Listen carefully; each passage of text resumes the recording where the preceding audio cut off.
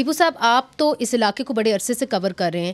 وہاں کے لوگ یہ کہتے ہیں کہ اگر آپ ہم سے اسلحہ لے لیں گے اور آپ ہمیں کوئی سیکیورٹی نہیں دیں گے جو انہوں نے نہیں دی ان کو, ٹھیک ہے, تو پھر جو ہے افغانستان سے جو لشکر آئیں گے وہ تو ہم سٹنگ ڈکس کی طرح ہمیں تو وہ کلا کما ہمارا کر دیں گے. یہ جائز بات ہے کہ نہیں جائز بات ہے؟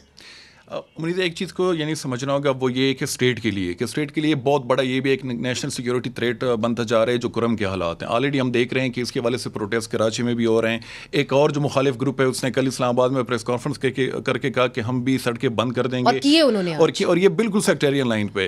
اور میں یعنی توری صاحب سے معذرت کے ساتھ میں اس چیز کو جو میری پرسنل اسیسمنٹ ہے پیور میں اس کو سیکٹیرین ایشو سمجھتا ہوں. وہ جو لینڈ ڈسپیوٹس ہیں, ڈسپلیسمنٹ, کانوائز پہ حملہ, وہ انسٹیگیٹ ہوتی ہے سیکٹیرین ڈفرینسز کی وجہ سے, اور پھر اس کے لنکس ملتے ہیں. یعنی افغانستان کہہ لیں یا مڈل ایسٹ کے جو حالات ہیں تو ان کا بھی ان پہ امپیکٹ آ رہا ہے.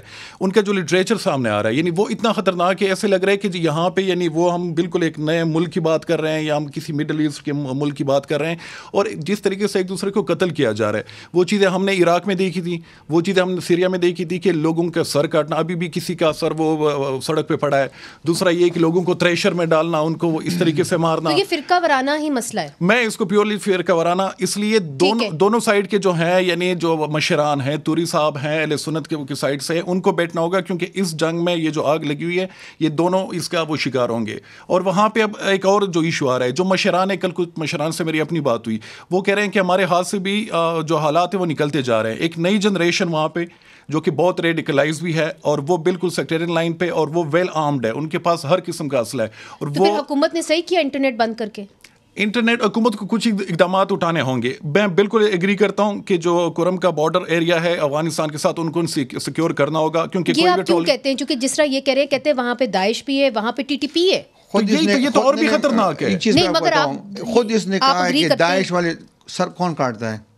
وہی یہ اور بھی خطرناک بات ہے کہ جو بھی ہو یعنی اکراس دا بورڈ, آپ چاہے وہ شیعہ سائڈ سے ہو چاہے افغانستان سے لوگ لشکر آ رہے ہیں مارنے کے لیے. وہ نہیں, وہ اس کا مجھے نہیں, لیکن ماضی میں ہوا ہے, ابھی بھی ماضی میں ان کی ٹی ٹی پی کی پریزنس ہے وہاں پہ. ٹی ٹی پی نے خود ہوا ہے جس ایریا میں فینس نہیں ہے, فینس کو باقاعدہ جنریٹر کے ساتھ کاٹ رہے ہیں.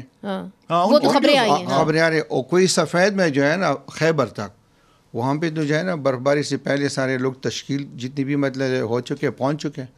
نہیں, اب یہ بڑی اہم گفتگو ہے, اور سوال یہ اٹھ رہا ہے کہ ویسے تو ہمیں روز کہا جاتا ہے جی کہ نیشنل سیکیورٹی ایک بہت بڑا ایشو ہے, مگر نیشنل سیکیورٹی جہاں سیکیورٹی لوگوں کو چاہیے تھی, جہاں پہ آپ کو سیکیورٹی فورسز بھیجنے چاہیے تھے, وہاں پہ کیوں نہیں بھیجے؟ اتنا عرصے سے وہاں پہ قتل عام ہو رہا ہے, 1 سال سے قتل عام ہو رہا ہے, 128 بچے دم توڑ چکے ہیں, لوگوں کے پاس پینے کو پانی نہیں, کھانے کو کچھ نہیں, گیس نہیں, ادویات نہیں. تو پاکستان میں کیا ہو رہا ہے؟ کیوں نہیں ان لوگوں کی مدد کی جا رہی ہے؟